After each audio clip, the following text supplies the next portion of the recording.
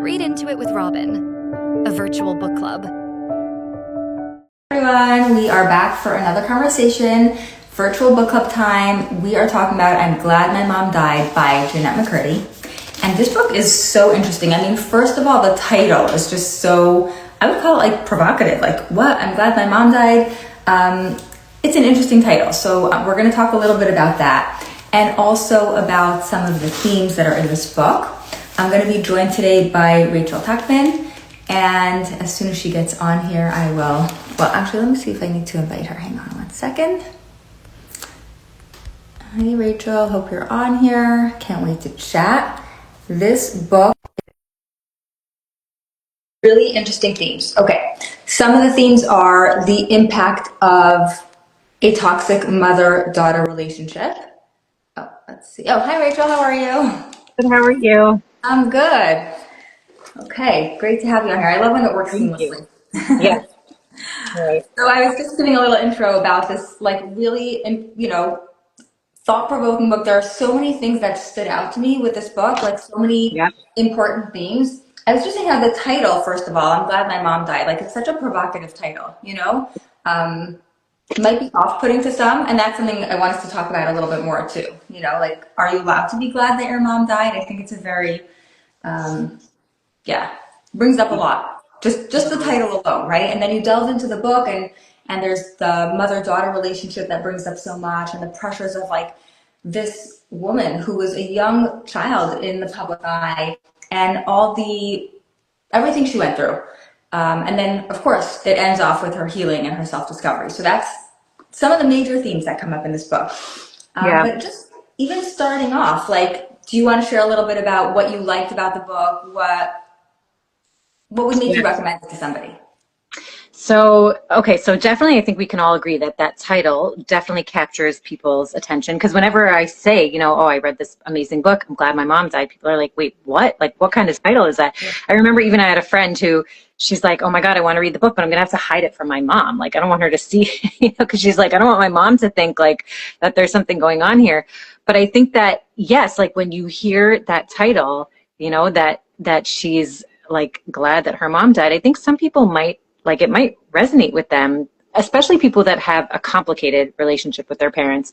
She puts into words, even just with the title, but definitely when you read the book, that like confusion and conflict that people can sometimes feel when they love someone who has harmed them.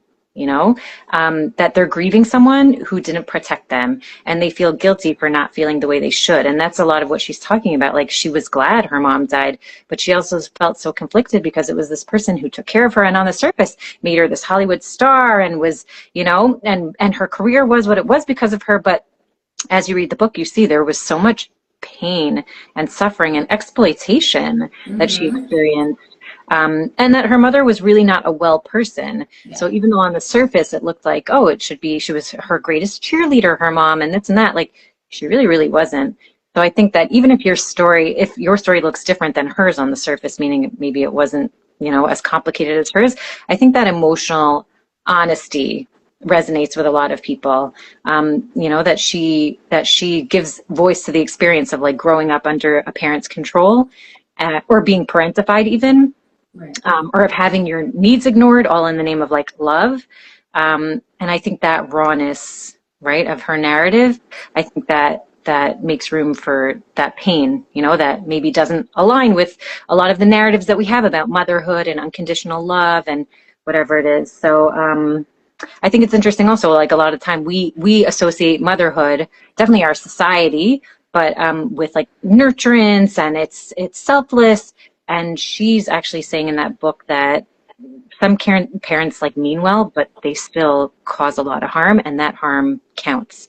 And again, I think that's really important because I know I've definitely seen in my work, people have a hard time admitting, even in session, they feel bad talking about the harm that their parents have done. And, oh, but I know they love me. I know they're such good people. They're such good. That can be true. But we can have these uncomfortable feelings that we carry, that we loved our parents and we know they meant well, but they caused us a lot of harm. So I think like her openly sharing that story, I think it really creates a lot of room for that anger people feel, that ambivalence they feel, the guilt they feel, that they maybe have some of these feelings on a smaller scale, same scale, bigger scale, whatever it is. So yeah, I thought the just the title alone is so powerful. Yeah, it's like very vulnerable. I think what I'm hearing you say is also like it's touching on people's vulnerability in a way. Like even if it resonates, like maybe I might think that, but like for her to say it so bluntly, like I think it just brings up a lot. Yeah. Guilt, confusion, all those things. I am curious, do you feel like her mom was a narcissist, or does it even matter for her to have a label? So I think that, like, again, I feel like the internet loves a narcissist, like they love labeling everyone that.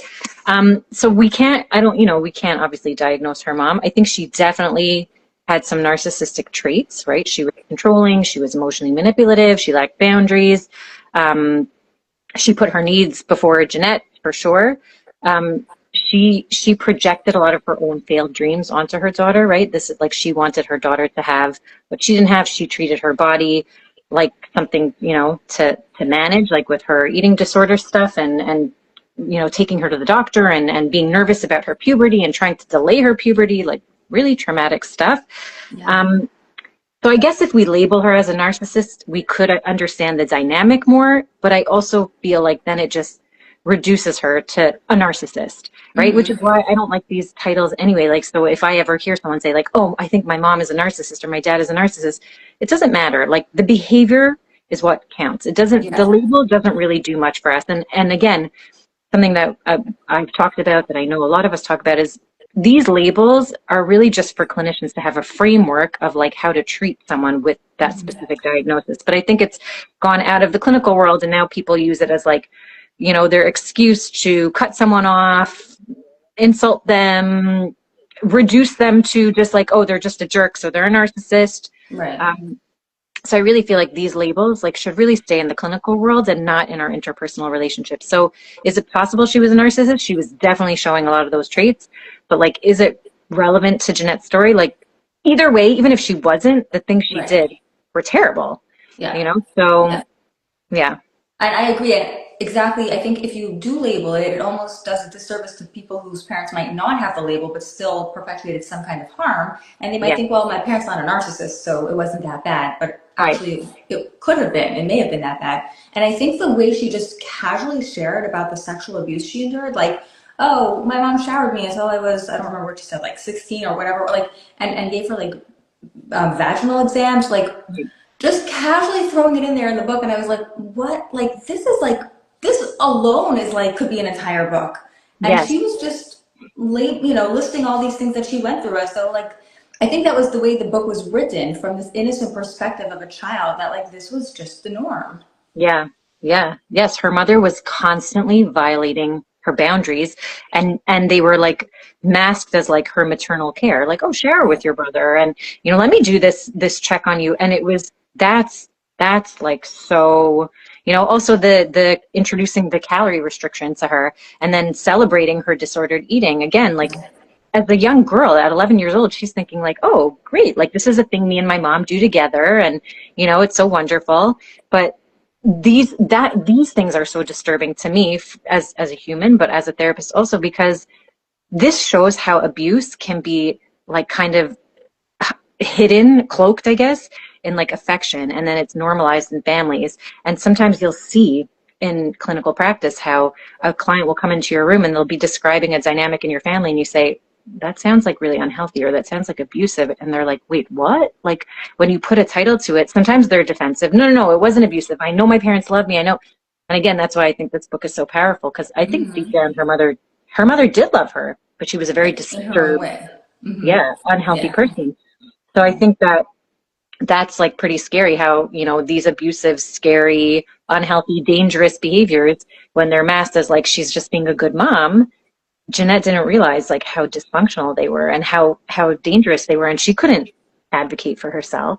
Um, and so I think that's harder, like that she didn't recognize it at the time, and then now that she does know, and now she's naming it, it makes it very powerful. That she's kind of taking control of her story now and saying like, no, that wasn't normal, and that was Right. abusive, and Right. those things shouldn't have been done to me, and so I think that's very powerful, and it also shows, I think, how long it can take to name something, you know. Yeah. Um, She And really was only set free with her mom's death, so to say, which is why she wasn't able so much before to name it really. yeah, yeah, I'm just reading this comment back about the labels. Yes, about the labels. They aren't an identity. They're a group of symptoms, and the labels are for clinicians. So we know it helps, right? Like, right, as a clinician, we know it helps with these symptoms, but it's not really about the labels. Just going back to that yeah, for a moment. And then I also wanted to add to what you were just saying about, right, her mom essentially sparked her eating disorder. I mean, yes, first with the anorexia, and then she was binge eating. She became bulimic. yeah. She had alcoholism. Like, there was a whole host of things in this book. I'm curious, what were some of the red flags? I mean, as I was going through it, there were a lot of red flags. I wonder if you could name any of them, ones that stood out to you. So definitely that eating disorder was pretty big. The fame and exploitation, I think that was huge. Like that, it was her mom's dream for her to be famous, not Jenette's. And Jenette was just going along with it. And the industry's role in this, her mother wasn't protecting her, and the producers were overlooking abuse, and they were prioritizing her performance, being on the show over her well-being. And exploiting her. And we know that this is very common now for young artists, for young actors. There are definitely a lot more safeties put in place, but we're actually seeing this conversation a lot now more with like family influencers, not Hollywood so much anymore, because Hollywood, there are a lot of boundaries and legal, kind of legal, what's the word? Like structures that protect kids. So a child actor is not the same as like a family vlog kid who's like being exploited online for, content. But she was not being protected at the time. Right. This predates that, Yeah, essentially. yeah. Yeah. And so she talks about that also. Like in her interview, she talks about it, but she talks about it a bit in the book. Like child actors, they're really not protected at all, not by their parents. And to some extent, I guess the parents are somewhat victims as well. But she just wanted to make everyone happy, and she just kept like, she was put in these vulnerable situations, and she's a kid. Like, what does she know? She can't say no to anything. And that's really scary. So I think Yeah. that was big. And that's something I talk about a lot. Again, less with the Hollywood thing, but more like kids being online, kids being sold as content. Parents who think it's like harmless to show like their kid going to camp or their kid, like with their health issue that they're sharing about, which, your kid is 14 years old now and might not care, but when they're 20, they might be like, why were you telling people about my, whatever gastric issues or whatever, health issues I had? Like, I didn't want that there. So I think that brings up an important conversation about like adults' responsibility to kids in these situations, and that kids can't really consent. Right. And I think that's important that like parents know that. Like they can say, yeah, I want to be online. Yeah, I want to be on your Instagram page, but they don't know what it means when you have 250,000 followers, strangers that Right. know what pajamas they were wearing and what they had for breakfast. Yeah, and I've had Um, people say also how awkward I've had it myself, and I've had people tell me also that it's awkward. Like I saw so and so. I remember seeing a specific person and thinking, "Oh, I know what costumes her children wore for prom this year." Like I shouldn't know that. That's weird. I mean, also even for myself as an adult, having those issues, right? What do I put out there? How much of my personal life do I want to show versus not? It's always a gray area, and yeah, then how much more so the more you talk to kids. It's yeah. Yeah, so I thought that was big. Obviously, again, anyone who knows my work, the body image and eating disorders, that was, something that was very powerful for me to be reading about. Just again, how her mother was controlling her body at 11 years old, and that they were like dieting together, and like this was like yeah, their mommy daughter bonding. And unfortunately, that is something that still happens today. And again, she ended up engaging in this eating disorder as a way to like maintain her mother's approval and stay connected to her. It was like yeah, their bonding. yeah. And it just shows how deeply like families can influence, their daughters' ideas of beauty and worthiness and success and love, especially daughters, boys as well. But I thought that was really interesting. Yeah. And then I think like, again, that grief and freedom that we talked about, like the title, it's so provocative, but again, when her mother died, it was like this control that she had over Jenette was gone. And I think, like you said, that's when Jenette was able to explore, wait, my mom was abusive. Wait, she was really sick. Like the things she did to me were terrible. She wasn't really able to process those things until her mother was gone. Yeah. So I think I like that it doesn't like romanticize grief. It shows that it's messy, it's complex. Um, and again, especially when it's the person you lost, who it's your mother, she took care of you, she caused you so much pain. Um, so I thought it was great that it was the story of her like getting her life back and mourning a loss. So she Yeah. was gaining something from losing something. And I thought that was really beautiful. And she's funny, which I thought, she kept me engaged definitely the whole time. Even when she's talking about such heavy, serious things, Yeah. like, It's a light read, even though it's a right. very heavy topic. Yeah, Yeah. yeah, Many heavy very, topics in this book. yeah. Yeah, and yes, and when she's talking about her eating disorder, especially as she gets older, it's pretty graphic. So definitely like trigger warning for people there. Like it's really, um, she really has gone. She went through a lot and a lot of denial for a long time about the seriousness of it. But Yeah. yeah, she was. I thought it was great how she wrote such a heavy topic, but with still like a sense of humor about it and a real raw honesty that felt. I think it made the topic a lot easier to digest. Like I didn't. I found I wasn't feeling sad for her. I was feeling like like I was witnessing, like I said, her getting her life back, like that she was Yeah. empowered in telling the story. I didn't feel sadness for her. I felt relief for her. Like you're free, you know? Yeah.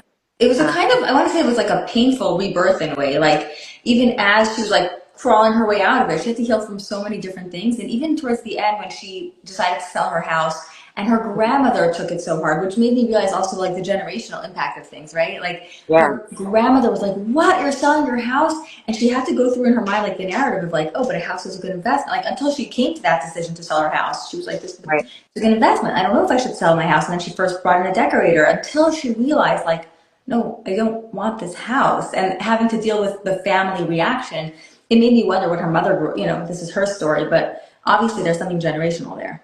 Yeah, yeah, yeah, very true. Yes, I totally forgot about that part. Yeah, Right. So, like, she just keeps throwing in these things that, again, it's one after another. And you're like, oh my gosh, yeah, this is like not okay. Like, this is really yeah. not healthy. There's so much there. Yeah, even the relationship between her parents, like how horrible their relationship was and all the abuse and violence that she witnessed between them.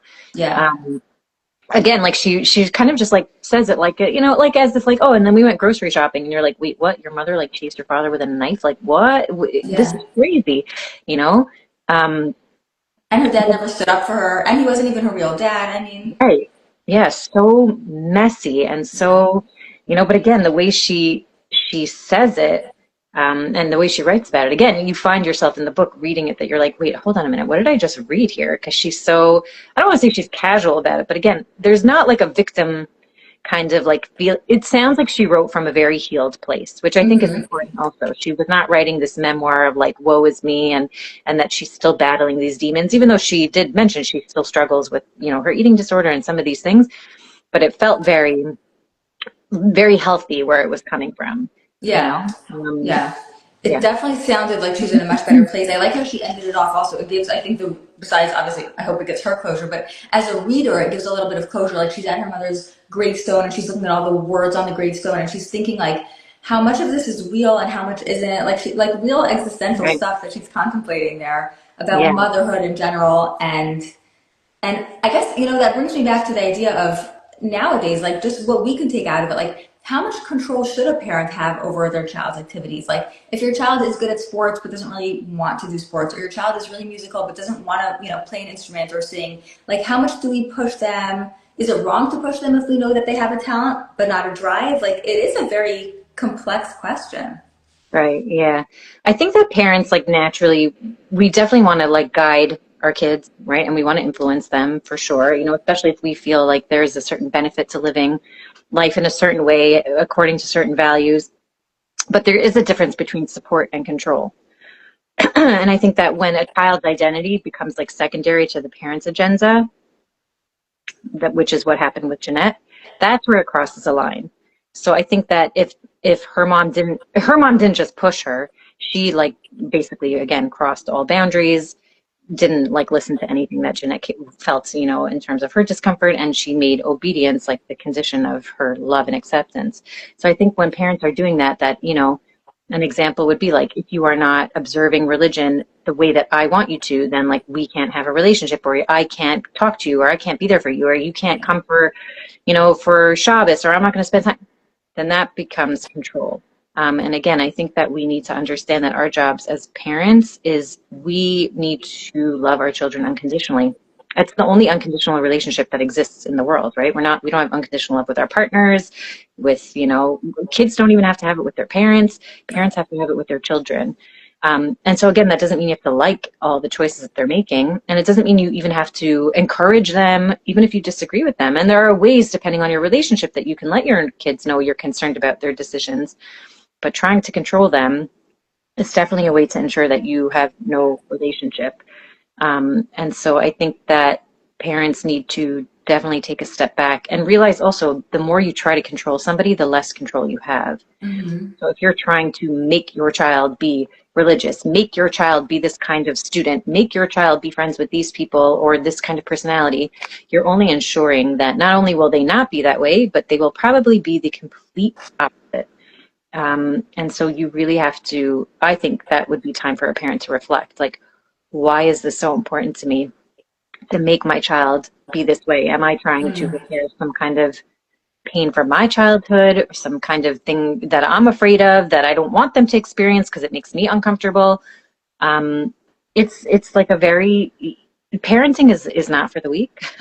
It's a lot of self-awareness, and we are constantly having to work on ourselves.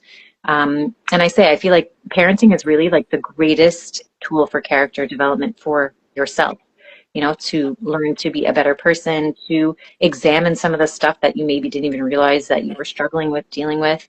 I'm sure some people here that are going to be watching can relate to, when your kid hits a certain age and things are more triggering. I say it's always good to think about, like, what is it about this age? Where was I at this age? What was going on for me? Because it's likely that if it's a real struggle for you, it's probably bringing you back to a time and at that, that same exact age, at 16, at 14 or whatever, that you were struggling the most. And so it's hard for you. So yeah, I think that you parents need to be asking themselves constantly, like, am I trying to influence, support, or am I trying to control and direct and make them be a certain way? And I'm not seeing who's in front of me. And again, I think sometimes parents think that they know what is best for their child, but they don't always do. Sometimes it's more about what you want versus what's actually good for the child. And I know parents don't like to hear that, but it's important to be honest with ourselves. It's true. It's such a good reminder. And I think that's one of the best things that I took out of this book is like, it's a really good reminder to not live vicariously through your child. Like what you were saying, we were talking about like boundaries, like how much do you push your child? If you feel like your child's, athletic prowess is a reflection of you, like that's a red flag. Like stop yourself there. You want to check yourself for sure. It doesn't mean you can't take pride in your child's accomplishments. It doesn't mean you're not encouraging them. But when you feel like it's so intertwined with your sense of being or your sense of self, and their sense of self is being squashed because you as the parent are kind of needing it for some reason, Right. that's a real red flag and definitely something to look out for. And you're right, parenting is not for the faint of heart. So Yeah. it does take a lot of introspection and reflection and just an awareness to grow. And I think really in this book, she like just brings that out so much. The sense of self piece, like she didn't really have that. She only, if we kind of segue, back to the end as we're like heading towards wrapping up this conversation, right? And talking about like her healing and her self growth. It was only, she took so much of her sense of self from her mom, and it was only after her mom passed that she was able to even allow herself to start exploring. So who am I? So what am I? Yeah. Right? What do I want? One of the lines she says in the book is, and I'm not quoting exactly, I'm just trying to, it's something like, I live for her approval, and like now I live for myself, or something like that, right? I think so. But it's talking about that enmeshment that they had, and like now she has this independence, Yeah. Again, parents, again, unknowingly, sometimes we do that. We like make our kids feel like they have to live for us. And again, not on the same scale as Jenette, hopefully, but sometimes our kids feel like they have to live up to like what we want and our expectations. And they're not they're not self-actualizing. They're not figuring out who they want to be.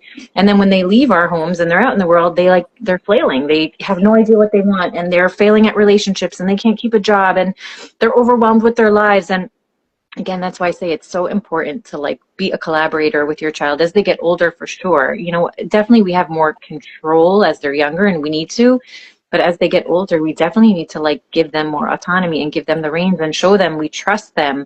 Again, even if you don't love the decisions they're making, there could be a discussion and guidance about it. But sometimes we just have to let our kids figure it out. And I think that's, you know, when she said that, she was like, you know, she was finally living for herself and doing the things that she wanted. She had that like freedom, you know. You know, she was saying also that she always wanted her mom to be happy. Like that was like one of her goals. And she's saying like, but now I think I want my happiness more, you know? Yeah, and I was just thinking like a takeaway tip also would be like, if for any parents who's listening to this, I would say, if you don't agree with your child, or even if your child misbehaves or whatever it is, to be able to let them know you still love them. And you can be annoyed at them and still love them, right? And that's like the whole idea of like rupture and repair is really frightening to some people who haven't experienced it in a healthy way of like, you know, maybe I'm upset right now, but it doesn't mean I don't love you. And I don't think she got that sense from her mom. Her mom was like a little moody. Like if she did something that, if Jenette did something that mom wasn't happy with, then mom wasn't in a good place. And that was really scary for Jenette as a child. You don't want your mom to not be in a good place. Your mom is like your stable person, right? So that's something we need to remember. Like we don't always have to be perfectly happy and always in a good mood and always, you know, if our child's misbehaving, but let them know they're still loved, even if you're annoyed, even if you're upset. It's okay. It's not their fault. Yeah. Yes, definitely. Yeah. And again, it's not always easy. And that's why I think also being aware of like your struggles, and if you weren't modeled like repair, and you weren't modeled healthy communication, and you weren't shown that, yes, you can make mistakes and we can still be close. Because again, I think some people grew up definitely thinking that like, if I make a mistake, that means I'm unlovable. Maybe I got the silent treatment for months on end, or weeks on end, or days on end. So again, being aware of that too, like knowing what your relationship is to mistakes, and, you know, whatever it is, repair and all that. I think that's important. But yeah, I think that she invited us to think about family dynamics, people pleasing, boundaries, what it means to heal, body image struggles, like all of these things. I think that even if you can't relate to that dysfunction with her mother, like she really did bring up so many important topics Yeah. that I think are, you know, are really Yeah. great to reflect on. Really interesting to reflect on. It was a really interesting read, so I appreciate that you suggested it. For anyone who's watching this, you know, when we save the live, I'm also going to be putting it up on YouTube. So it's a book called "I'm Glad My Mom Died" by Jenette McCurdy, and just, you know, we were delving into some of the themes and some of the takeaways from it. It was a really interesting book, a really unique read. And Rachel, thanks for being here. I'm going to tag you in it so anybody who watches this can find you on Instagram. Yeah. If there's any other information that you want to share about yourself or contact info, you're welcome to do that too. So I'm here on Instagram, Rachel Tuchman LMHC. I also have a website, racheltuchman.com, where I've been trying very hard to write more blog type entries instead of just Instagram short. I just feel like there's not enough nuance, there's not enough room for the conversations that I think are important to have. So I've been writing a lot more. That's like my summer goal. So yeah, between those two places, that's where you can find me. Okay, great. Thanks for showing up here today. I appreciate Okay, the thank you. conversation. Me too. Thanks. All right, bye.